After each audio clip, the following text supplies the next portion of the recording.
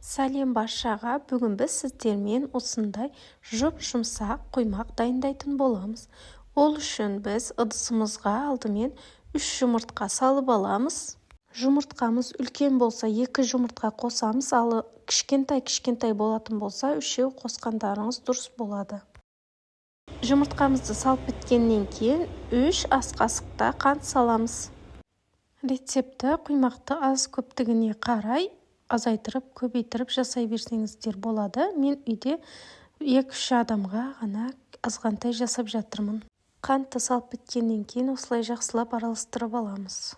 Негізі қантты дәміне қарай салсаңыздар болады. Тәтті қажет болса сәл көбірек саламыз. Міне осылай араластырып алдық. Енді 1 шай қасық тұз қосамыз және оны да жақсылап араластырамыз.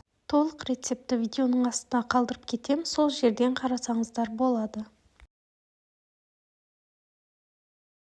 Тұзды араластырып біткеннен кейін келесі ұн саламыз. Ұнымызды жартысын үккіштен өткізіп салып, жартысын алып қоямыз.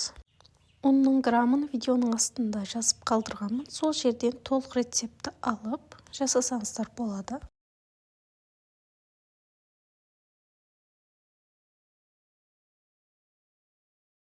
Ұнды жақсылап араластырамыз. Арасында ешқандай түйіршіктер қалып кетпеу керек.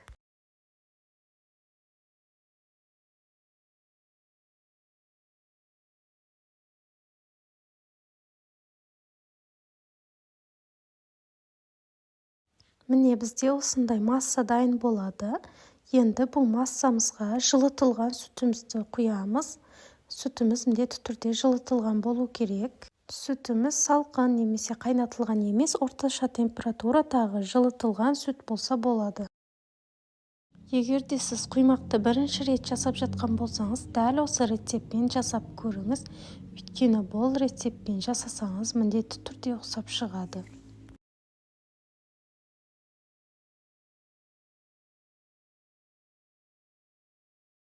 Міне сүтімізді осылай араластырып алдық. Енді бағана алып қойған ұнымызды үккіштен өткізіп, жақсылап араластырамыз. Ешқандай түйіршіктер қалып кетпеу керек.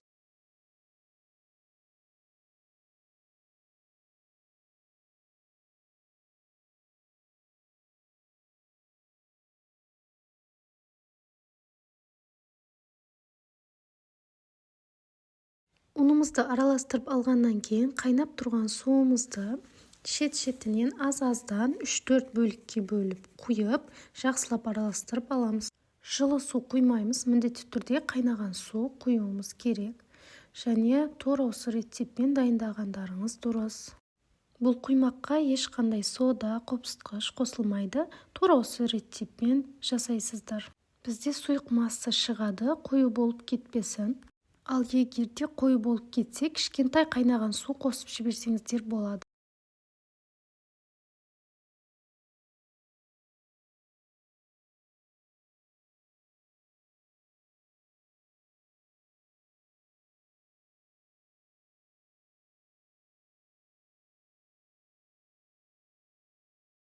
Міне бізде осындай масса болды. Енді бұған 3 ас қасықта сұйық майды қосып, оны да жақсылап араластырып аламыз.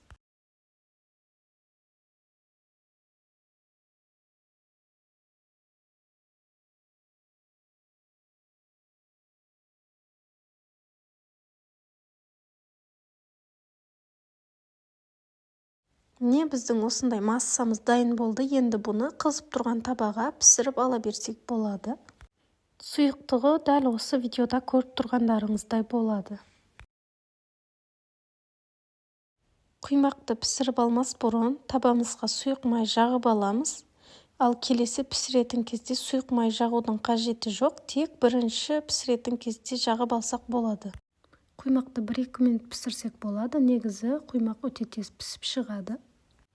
Мен бірінші құйғанда сәл көбірек құйып жібердім, қалыңдау болып қалды. Құймақтарды осылай пісіріп алғаннан кейін ортасына сары май жақып шықсаңыздар да болады, арасы жабысып қалмау үшін. Ол өз қалауларыңызға қарай арасында жақпасаңыздар да болады. Менің пісіріп жатқан табам кішкентай, сол себепті міне екіншісіне азғантай алып, жұқа етіп пісіріп жатырмын.